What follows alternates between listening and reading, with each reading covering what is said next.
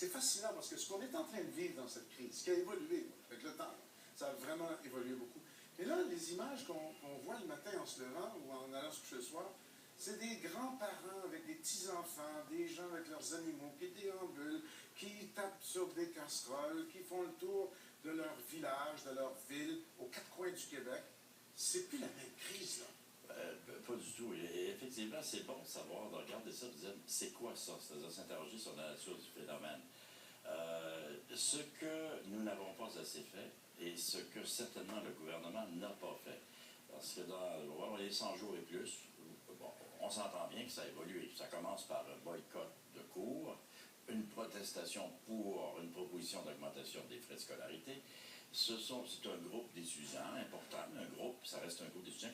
Et de là, on va se transformer. En fait, la transformation, ça se produit probablement le 22 mars. Si on avait fait où là, ça devient, la première étape, ça va devenir un mouvement de prise de conscience sauvage et spontanée du pouvoir politique et de la solidarité puis de la collectivité. 150 000 personnes dans les rues. Alors là, les jeunes découvrent quelque chose qu'ils ne connaissaient pas. Ça s'appelle la collectivité politique. Ces jeunes ont été élevés dans la solitude, dans la société des plaisirs solitaires, dans la société des écrans, de la télévision, des iPods, des iPads, enfin, la proposition de divertissement est telle que nous sommes seuls.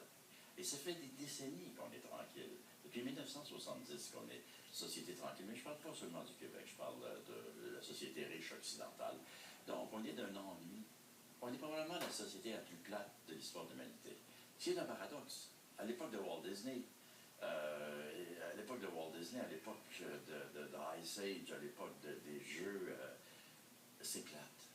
On est vraiment emmerdé, c'est emmerdant, et on est angoissé seul. Les jeunes découvrent le 22 mars au Québec, dans la rue, c'est quoi l'émotion d'être ensemble, l'exaltation, effectivement. Et ça a entraîné un mouvement politique, un tsunami souterrain beaucoup plus fort que l'argumentaire rationnel.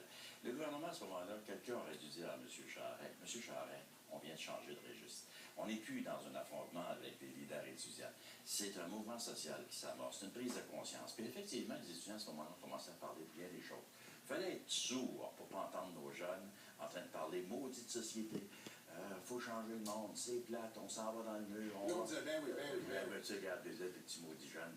Mais ça fait 25 ans qu'on leur dit qu'on pollue, qu'on prend trop de ressources, qu'on prend trop de pétrole, qu'on dit qu'on ne veut pas réserver ça à nos enfants. C'est ça. Là, à un moment donné, ils nous ont renvoyé le message. Les jeunes qui ont 17 ans, 18 ans, 19 ans, ils sont jeunes, c'est sûr, ils sont maladroits. Ils ont toute la beauté, et en même temps la non-crédibilité de la jeunesse. Mais ils ont raison. Et ils nous renvoient à un rendez-vous historique. On s'en va où avec nos skis sur la planète? C'est ça qu'ils disent dans la rue. Troisième étape, à travers les vicissitudes, le gouvernement a gardé son argumentaire rationnel complètement. Ça, c'est en porte-à-faux. Il a commencé à débiter en chambre qu'on a tout donné aux étudiants. Ils ont eu 2 ans de plus. Ils vont être plus riches à la fin. Tout ça est vrai ou tout ça est faux. Ça pue d'importance. Le débat n'était plus là. On n'est plus là. Et personne qui a averti le gouvernement, puis le ministre ou le premier ministre, écoutez, on n'est plus là. Il y a quelque chose qui est en train de se produire. Puis effectivement, ça s'est produit. Et là, troisième étape, alors le gouvernement allume l'incendie avec sa loi, qui est une loi, il n'y a rien à dire sur cette loi-là. Ça dit... même que le dernier sondage, les gens étaient d'accord avec chaque article de la loi, mais ils étaient tous contre la loi. Ben oui. Mais d'accord avec chaque article. Et c'est tout à fait humain. Parce que la loi, elle, comment elle te décortiquerait sur le plan judiciaire, elle n'est pas méchante, elle interdit de casser des vitres, elle interdit de se frapper sur la tête, elle interdit d'être niaiseux, mais on est contre. Mais c'est ce contre qu'il faut analyser. Là, c'est rendu, vous dites les grands-papas, les grands-mamans, mais effectivement, on bat de la casserole. Donc, on est rendu à une énergie symbolique qui est libérée. Et l'énergie symbolique, c'est pas l'énergie rationnelle. Puis c'est connu à travers l'histoire de l'humanité. Quand les êtres humains commencent à taper de la casserole, ils ont du fun. Ils se mettent des masques festifs. Tu sais, ça existe chez les Amérindiens, ça existe en Afrique, ça existe partout. Je ne comprends pas que personne n'a pas allumé. Puis, tu sais, hey, le parti est pris, là. Les êtres humains manifestent quelque chose dont ils sont privés, c'est la festivité, la collectivité puis le pouvoir politique. Et on peut dire, bon, pour certains, c'est un ras-le-bol. Pour d'autres, c'est l'exaspération. Pour d'autres, c'est comme l'occupant Montréal et le reste, c'est l'indignation. Mais là, c'est tout ça. C'est un amalgame. C'est devenu trop gros. Il n'y a plus moyen de le prendre. C'est exactement. Et c'est pas rationnel. c'est le plan Nord, c'est les indignés, c'est la société. Vous savez, vous faites une révolution française, vous faites une révolution, ça commence, une révolution soviétique. Ça commence rationnel, mais ça prend un tsunami populaire. Et lui est alimenté au symbolique. Les gens commencent, puis ils vont dans la rue, puis c'est festif. Et il y a un élément de dangerosité. Toute énergie symbolique libérée possède sa frange dangereuse de drame humain. C'est-à-dire de mort d'hommes ou de femmes, de violence. Et dans une manifestation, il y a un moment précis, là. On est tous joyeux, ça siffle, ça bat, on est heureux, on se regarde, on est heureux. Quand même, c'est émouvant. Il y a un moment où ça peut virer. Ça bascule. Ouais. Il n'y a pas besoin d'être indigné, pas besoin. Tu as juste à gagner à Coupe Stanley. Tu as juste à battre les Maple Leafs de Toronto. 25 000 personnes dans la rue qui sont. Ben, on est de bonne humeur, on est content. À un moment donné, il y a une voiture qui prend feu.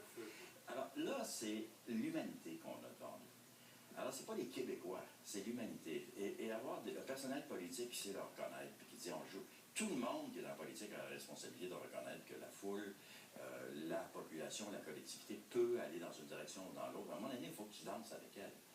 Alors, le gouvernement Charest n'a pas, le gouvernement Charest, ou ça aurait été un autre gouvernement, je ne sais pas, n'importe quel gouvernement, n'a pas voulu danser, n'a pas reconnu le phénomène. C'est-à-dire, n'a pas surfé par-dessus les leaders étudiants. Parce que les jeunes leaders étudiants qui sont si beaux à la télévision, ils surfent sur un tsunami et ils ont réussi leur coup. Puis, ce que vous voulez, ils ont réussi leur coup. Mais M. Charest, il n'a pas réussi, il est resté sous la vague. Il est resté sous la vague. Ce que vous dites depuis tantôt, c'est tout le temps symbolique, symbolique, symbolique. Alors, la façon d'en sortir, c'est par la symbolique. Ça ne sera pas en disant, OK, 2 fois 2, ça fait 4, moins 1, ça fait 3, on avec ça. Exactement. Ça ne marchera pas, ça. Ça ne marche pas.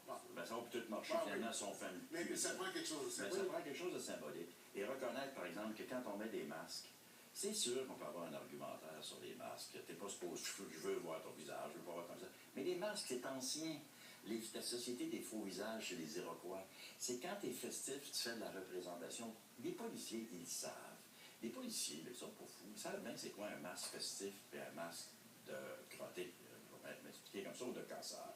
Alors, on est là-dedans et on ne sait pas comment discourir sur le plan symbolique. C'est quand même incroyable. On n'est pas capable de le faire et ça demanderait à personne. Et ça met en lumière une chose, puis je conclurai peut-être là-dessus, c'est que nous vivons dans un vacuum politique important. C'est-à-dire, nos hommes politiques font de la routine, font du croissance économique, font de la création d'emplois, puis tout ça, c'est vrai, puis tout ça, il n'y a rien contre ça. Le ministre. Mais ils n'ont pas d'envergure de projet de société. C'est-à-dire, ils n'ont pas été capables d'embrasser cette jeunesse-là et de dire, écoutez, on vous a compris. Écoutez, on vous a compris, c'est phénoménal, mais je ne sais pas ce que va en sortir. Ça n'aurait pas été. Faire des états généraux sur l'éducation, là, on ne perd pas son temps. Là. Ça coûte moins cher que de faire ce qu'on est en train de faire. Puis on était dû au Québec pour le faire. Au lieu de dire, le débat a eu lieu, il aurait pu dire, on fait des états généraux sur la gratuité ou la non-gratuité, sur les coûts, et sur les contenus d'éducation aussi. Puis puis cette fameuse question, les gens ont ras-le-bol, mais ça, je soupçonne que les gens ont ras-le-bol de l'administration publique, des fonds publics, du trésor public. Nous sommes 8 millions, on a un trésor. Comment il est dépensé? Et ça, là, ça revient tout le temps, tout le temps, tout le temps. Les étudiants ont été cherchés de façon géniale en disant, si en éducation on administrait mieux les fonds, puis qu'il y avait moins de lunch à 400$, moins de voyages en France pour aller voir comment ce qui éduque en France, moins de parties, s'il y avait moins de projets fous, moins de... Tu fais ça en éducation, tu peux le faire en santé. Si tu le fais en santé, le ministère des Transports, ça fait 150 ans qu'il aurait dû être enquêté. Mais c'est ça le message. Le message, c'est on va changer la société. Mais quand on dit ça, quand un jeune apparaît à l'écran et dit, une jeune fille dit, on veut un monde meilleur, elle est sincère. Puis oui, on ne peut pas être contre la vertu. On ne peut pas être contre la vertu. Comment on va faire ça? J'en ai aucune idée. Bon. J'ai quasiment envie de vous dire merci, docteur. Mais j'aurais besoin d'un petit ordonnance avec des feuilles de ruche pas. Vous me donnez beaucoup de responsabilités que je n'ai pas. Tout ça avec vous. Serge Bouchard.